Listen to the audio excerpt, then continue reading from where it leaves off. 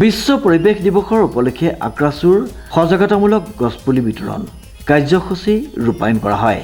উল্লেখযোগ্য যে যোৰহাট জিলাৰ আক্ৰাচুৰ উদ্যোগত মনাইপৰীয়াত সজাগতামূলক গছপুলি বিতৰণ অনুষ্ঠান সম্পন্ন কৰা হয়।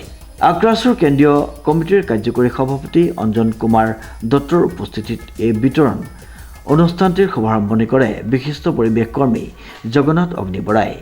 মইনাপুৰী অঞ্চলৰ কোচ ৰাজবংশী বিভিন্ন অনুষ্ঠানৰ লগত জড়িত সত্যজিৎ নেওগ, বনদৰৱৰ চিকিৎসক অজিত বৰবৰা, ৰিজু নেওগে সহযোগিতা আগবঢ়ায়। ৰূপক ৰঞ্জন দত্তই অনুষ্ঠানটো আঁত ধৰে। শেষত যুৱ সাংবাদিক শ্ৰীমন্ত মাধৱ বৰুৱাৰ বাসগৃহত গছপুলি বিতৰণ কৰা হয়। উপলক্ষে যোৰহাট জিলাৰ কোচ ৰাজবংশী ছাত্ৰ সন্থাই আজি বিভিন্ন অঞ্চলত আমাৰ কিছুমান ফল মূলৰ পুলি বিতৰণ কৰা হয়। সেই উদ্দেশ্যে আমি ৰাতিপুৱা পাই কাৰ্যসূচী লৈছোঁ। আমি আৰু লগতে বিভিন্ন কাৰ্যসূচীত সহযোগ আগবঢ়াইছোঁ। সেৱাই পতা আমি কল্যাণীটো সহযোগ আমি গৈছিলোঁ। তাৰপিছত আমি মইনাপুৰী অঞ্চলত অসবাই অঞ্চলতো আমি পুলি বিতৰণ কৰোঁ। আহি পেলাই আমাৰ এই কাৰ্যসূচী বিশেষভাৱে সহায় আগবঢ়াইছে আমাৰ কোচ ৰাজবংশী সম্প্ৰদায়ৰ এগৰাকী জ্যেষ্ঠ ব্যক্তি সত্যজিৎ নেওগ ডাঙৰীয়াই।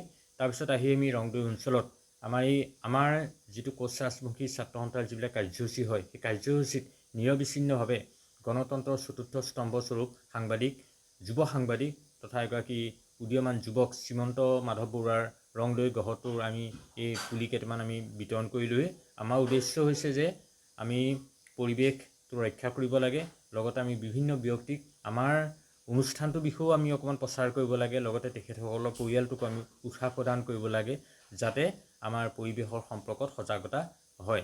শ্ৰীমন্ত মাধৱ বৰুৱাৰ ৰিপৰ্ট, নিউজ নাও।